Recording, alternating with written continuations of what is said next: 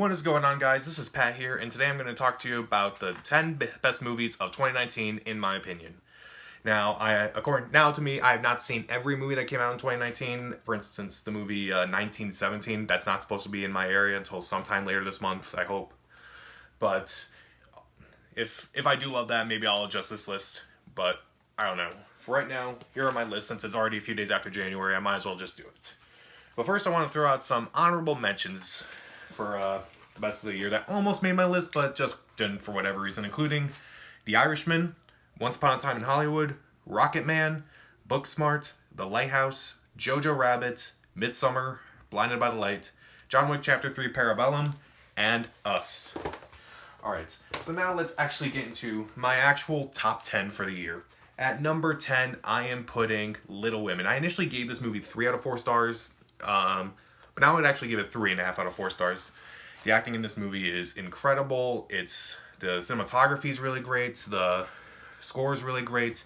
The way Greta Gerwig handles the movie is very mature and it's very subtle, and it's just a very interesting movie to watch. And I think it's a movie that a lot of people can just come together and just say, I feel represented in this movie regardless. At number 9, I am putting Richard Jewell.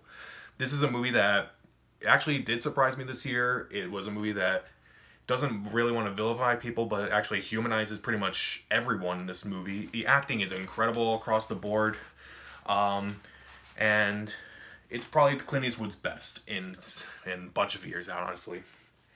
At number 8, I am putting The Peanut Butter Falcon. This movie is probably the most heartwarming movie of the year.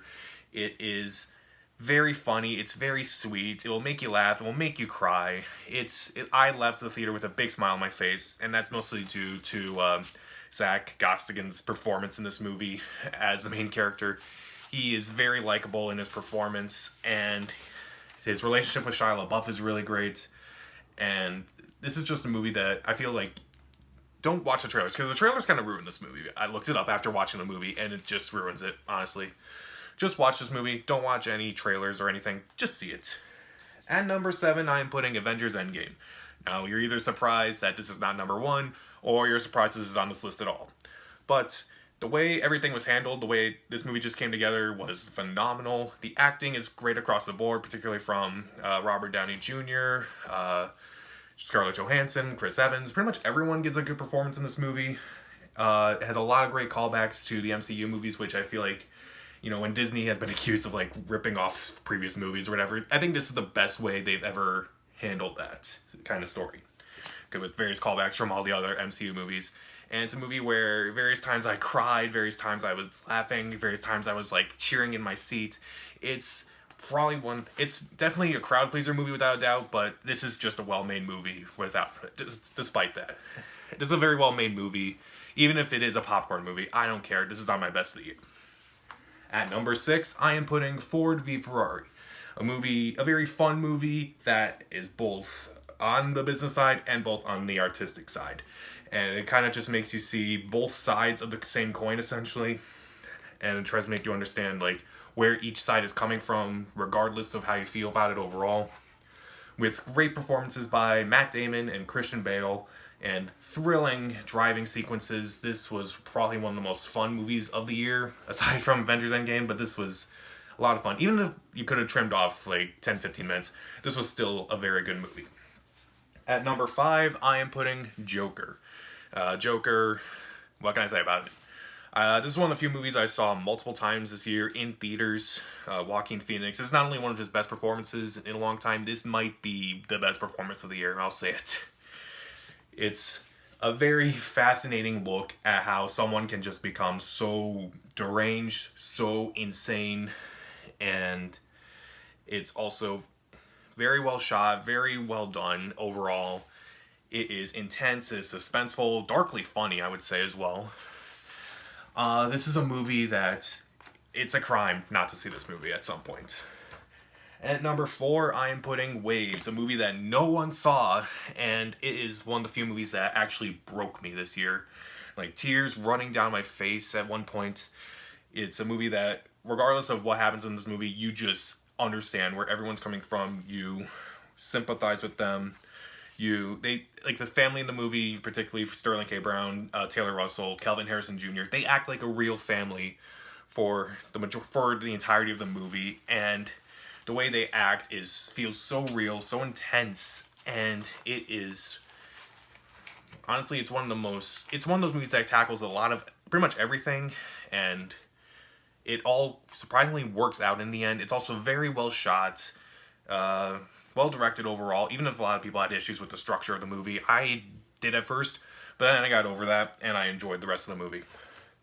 And number 3, I am putting Marriage Story. I wanted to review this movie, but I didn't have time. But I will just say, it was like Waves, it was another movie that got to me, and that was mostly due to the performances of Adam Driver and Scarlett Johansson. They are so good in this movie. Again, some of the best performances of the year. It's a very heartbreaking movie. Also, kind of surprisingly funny as well. Like, I feel that's weird to say in this movie, but it's very kind of like darkly funny at the same time. But it feels like a real movie as well. Kind of like Waves, it feels like a real movie, like a real moment captured in time. And this is probably a realistic take on, like, you know, relationships falling apart. And it is one of the most heartbreaking movies of the year, if not the most heartbreaking movie. At number 2, I am putting Uncut Gems. This movie is fantastic. Pretty much every moment of this movie, I was on the edge of my seat. Adam Sandler is just incredible in this movie. Not probably his best performance in years. And it is a non-stop anxiety trip, essentially. It is well shot, well scored. Pretty much everything in this movie is incredible. Not just Sandler, but also the other actors too, like Julia Fox, Lakeith Stanfield, Idina Menzel, Kevin Garnett. They're all really good, even though they don't have the biggest roles. But this is still Adam Sandler's movie. This is an amazing movie to watch at some point. And number 1, I am putting Parasite. I really cannot stop praising this movie. It is well acted across the board. Also, like, you know, other movies I mentioned this year, it has a lot to say. It's got a lot on its mind. It's darkly hilarious. And it was a movie where I could not guess anything that was going to happen, and in the best possible way. Just watch all these movies. But right now, Parasite is still my number 1 for the rest of the year. And yeah, that kind of just sums it up. Like, those are my favorite movies of 2019. I know that was kind of fast, but I kind of just wanted to get this out of the way. But overall, just watch all these movies at some point. Next up will be my worst of 2019 video. Anyway, what was your favorite movie of 2019? Comment down below, subscribe to the channel. This is Pat, and take care.